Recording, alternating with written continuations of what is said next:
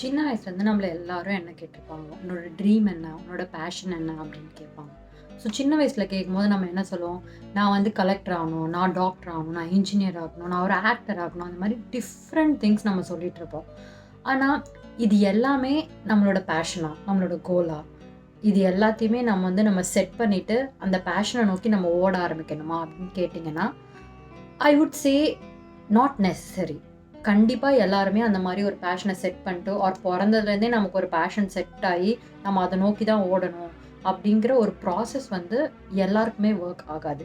S there are few cricketers, actors, successful dentist எல்லாருமே வந்து ஒரு பேஷன் செட் பண்ணி, அதுல வந்து ஓட ஆரம்பிக்கிறாங்க. அதுல வின் பண்றாங்க. ஆனா எவ்வளோ பெர்சன்டேஜ் ஆஃப் பீப்பிள்? ஸோ ஒரு ஸ்டேஜ்ல ஏறி பேசுறதுக்கோ, இல்ல ஒரு மோட்டிவேஷன் பேசுறதுக்கோ, follow your passion, follow your heart அப்படின்னு சொல்றது ரொம்ப ஒரு enthusiastic, motivating thing at that பாயிண்ட்டா இருக்கலாம்.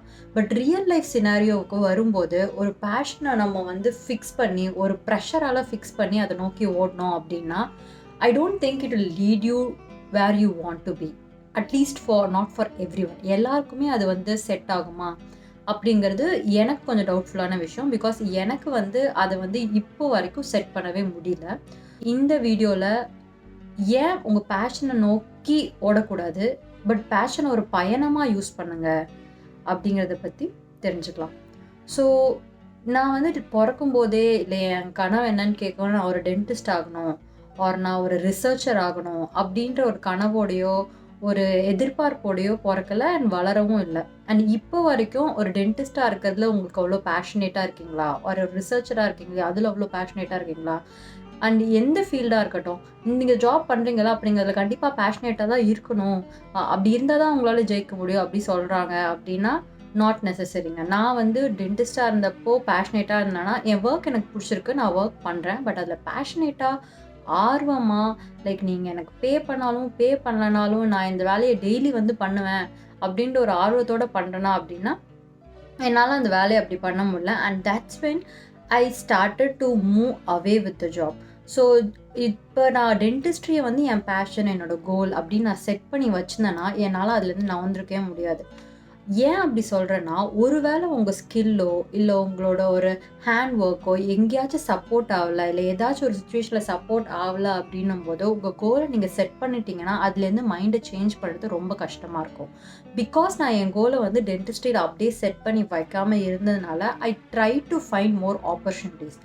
ஆனா, இதுல இன்னொரு விஷயமும் கண்டிப்பா யோசிக்கணும். நாட் ஆல் ஆர் எவ்ரிஒன் இந்த ஃபீல்ட விட்டு வெளியில வரணும். எல்லாருக்குமே இது வந்து ஒத்து வராது அப்படின்னு நான் சொல்ல வரல. There are people who do it very passionately. சர்வீஸாவும் பண்றாங்க, மானிட்டைஸ் பண்ணி பிசினஸாவும் பண்றாங்க. அது ரொம்ப பேஷனேட்டாவும் பண்றாங்க. டே டு டேல பண்ணிட்டு இருக்காங்க.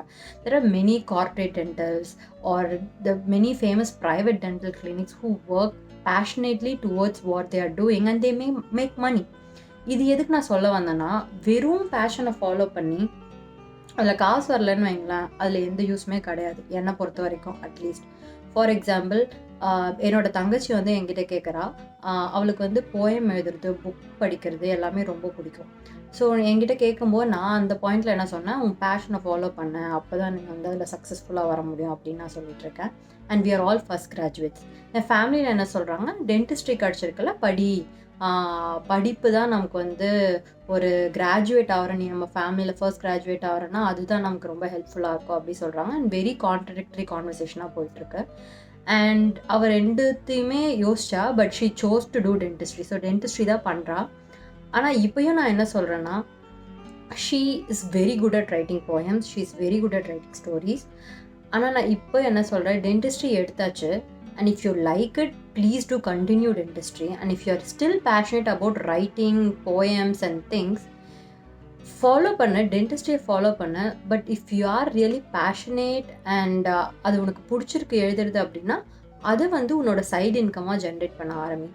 ஸோ அதை மட்டுமே நீ ஃபாலோ பண்ணி ஓடுனா, அது உன்னை எங்கே கொண்டு போய் நிறுத்தும்னு நமக்கு தெரியாது. But hand skill will always support you. So keep this as a hand skill and make money out of it and follow your passion. So money பண்ணுற ஏரியாவும் நம்ம பேஷனேட்டாக இருக்க ஏரியாவும் ஒன்றா இருக்கணுன்ற அவசியமும் கிடையாது. இது ஒன் ஆஃப் தி எக்ஸாம்பிள். இப்போ என்னோட எக்ஸாம்பிள் எடுத்துக்கினா, நான் டென்டிஸ்ட்ரியில எனக்கு வந்து full involvement, passion on like ஒரு கேஸ் பண்ணும்போதும் அவ்வளோ பேஷன் அப்படி இருந்துச்சான்னு கேட்டிங்கன்னா, அந்த அளவுக்கு பேஷன் இல்ல. அண்ட் நான் அந்த ஃபீல்ட விட்டு மூவ் ஆகும்போது எல்லாரும் சொன்ன விஷயம் என்னன்னா, ஒரு ஹெல்த் சர்விஸ் பண்ற, ஒரு ஓரல் ஹெல்த்த வந்து காப்பாத்துறோம். அதுலயும் உனக்கு பேஷன் வரலன்னா, என்ன ப்ரொஃபஷன்ல உனக்கு பெருசா பேஷன் வந்துற போது? நீ அந்த டெஸ்டினேஷன ரீச் பண்ணவே மாட்ட அப்படின்ற மாரி தான் சொன்னாங்க. So I would say passion அப்படிங்கிறது it's not a destination. It's full of your journey. உங்க ஜர்னில எந்த ஸ்கில் வேணா உங்கள அட்ராக்ட் பண்ணலாம். ஆர் உங்களோட எந்த எக்ஸ்பீரியன்ஸ் வேணா உங்க லைஃப்ப சேஞ்ச் பண்ணலாம். அந்த சேஞ்ச் வந்து டே டு டே போக போக உங்களுக்கே தெரியாம அதில இன்வால்வ்மென்ட் அதிகமாக ஆரம்பிக்கலாம். அத வந்து ஆ லைக் டீஃபால்ட்டா நீங்க வந்து பண்ணிட்டே இருந்தாலும் உங்களுக்கு போர் அடிக்காம இருக்க முடியும். And that's when you know that is your passion. So if you said something without even knowing, experience கூட பண்ணாம, அதில இருக்க ஆப்பர்ச்சுனிட்டீஸ் எல்லாம் ஃபைண்ட் பண்ணாம, டைரக்ட்டா ஒரு பேஷன செட் பண்ணிட்டு, அத பின்னாடியே தொரத்திட்டே இருந்தீங்கன்னா, நம்ம தொரத்திட்டே இருக்க வேண்டியதுதான். அண்ட் நம்ம ஸ்கில் சப்போர்ட் ஆவுதா? இல்லையா? நம்ம இதில எப்படி பண்ணிட்டுருக்கோன்ற அனாலிசிஸ் கூட நீங்க பண்ணாம விட்டுட்டு, அந்த பேஷன், அந்த ட்ரீம மட்டுமே நோக்கி ஓடிட்டு இருப்பீங்க. So I would say think passion as a journey towards your destination of whatever you dream. அந்த ட்ரீம் ப்ராக்டிக்கலாக இருக்கலாம், இல்லை நாட் ப்ராக்டிக்கலாக இருக்கலாம். ஆனால் பேஷனுங்கிறது உங்களோட ஹோல் ஜேர்னி, உங்கள் ஹோல் லைஃபுமே ஒரு journey. Think about it and don't just blindly follow it. Try to monetize something and put it in your passion, and also try to make good things out of it for you and for the people around you. So at any point if you fear of coming out, so ஒரு பாயிண்ட்ல டென்டிஸ்ட்ரியை விட்டு வெளில வரோமே, இது வந்து கரெக்டான முடிவு தானா, இல்லை நம்ம எல்லாத்தையும் விட்டுட்டு நம்ம மாட்டும் எங்கேயாவது ஆப்பர்ச்சுனிட்டி அது இதுன்னு தேடி மிஸ் ஆயிரோமா அப்படின்னு யோசிச்சுட்டு இருக்கும்போது, fear should never stop you anywhere. To know more about ஏன் ஃபியர் என்னை ஸ்டாப் பண்ணல, ஒரு ஏன் ஃபியர் நினச்சி ஒரு பயத்தை நினச்சி எதையுமே நிறுத்திட்டு ஒரு இடத்துல வந்து லாக் ஆகிடக்கூடாது அப்படின்னு தெரிஞ்சுக்கிறதுக்கு follow my next video and subscribe my channel. Thank you.